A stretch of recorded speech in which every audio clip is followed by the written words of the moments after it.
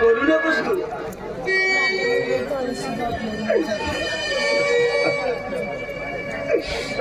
अशी कारण पाणी पाणी भरून येते.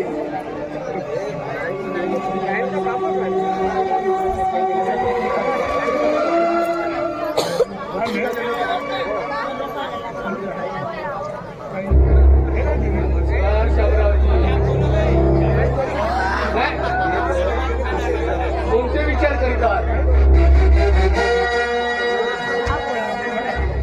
रामरावजी? कोण अधिकराव? अरे कसे काही नाही केलंस? नाही, सहजच आलो होतो. आणि सांगायचं म्हणजे काय सांगायचे होते तुला?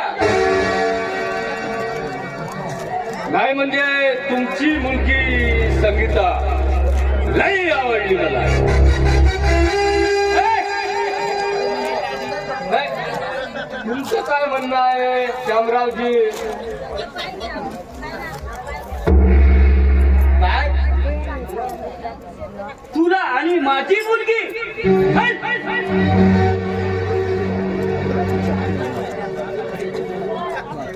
अनिकेत, तू जिभेला आवरून बघ. अरे माझी मुलगी तुला कदापिच देणार नाही. श्यामरावजी, जरा विचार करा. जरा विचार करा आणि नंतरच बोला.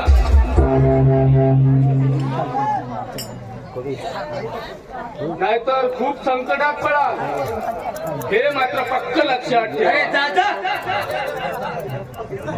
तू जास्त बोलू नकोस आता. तुझ्यासारख्या नालायक बेसरा माणसाला माझी मुलगी देऊ? चल, खाता होई तू. चल. शामराव, अरे लई झाले तुझे भाषण. आपली जीवावर नाहीतर छातीवर लाख लावून जीभ खेचला जाईल. अरे दादा, तू काय करणार आहे? जास्त शहाणपणा करशील तर लाख मारून घराच्या बाहेर काढी.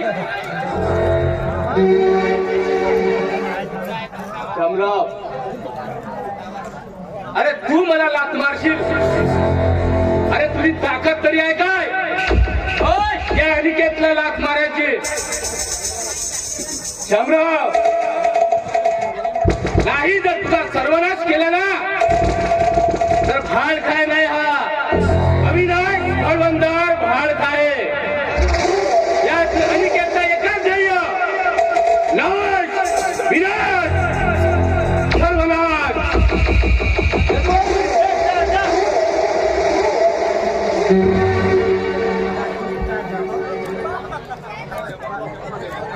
साध्या लोकर माणसा, तुला मी बोलली बाबली.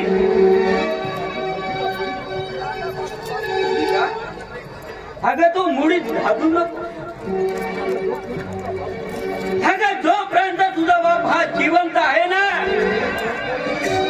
अगं तोपर्यंत तुझ्या या केसाला सुद्धा धक्का लागू देणार नाही. बाबा तो अनिकेत बळवंत तुमच्यासोबत भांडण करून निघून गेलाय. जाऊ देणार. तो काही करणार तर नाही ना? का करणार आहे आपल्याला? मला तर फार भीती नाही वाटते. तशी काळजी करू नको कोणी. तो गुंड प्रवृत्तीचा माणूस आहे म्हणून म्हटलं. अगं राहू दे ना, गुंडा राव का काही राव, आपल्याला काय करायचं आहे? तो माझा काय करू शकते?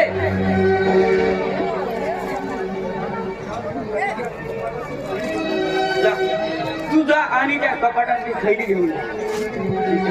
जा.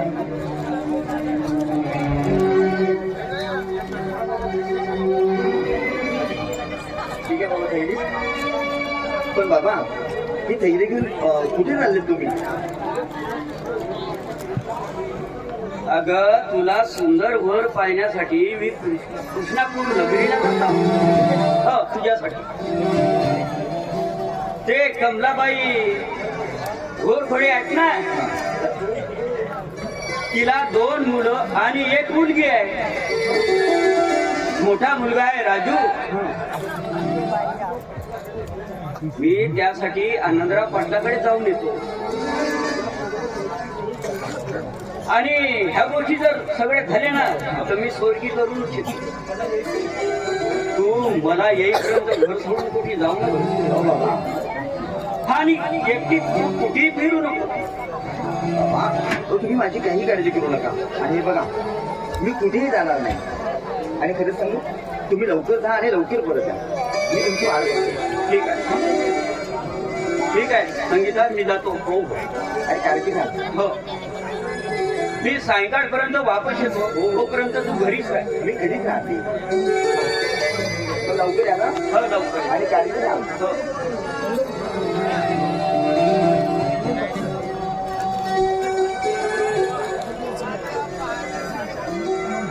माझे बाबा तर माझ्यासाठी वर पाहण्याकरिता गेले आहे.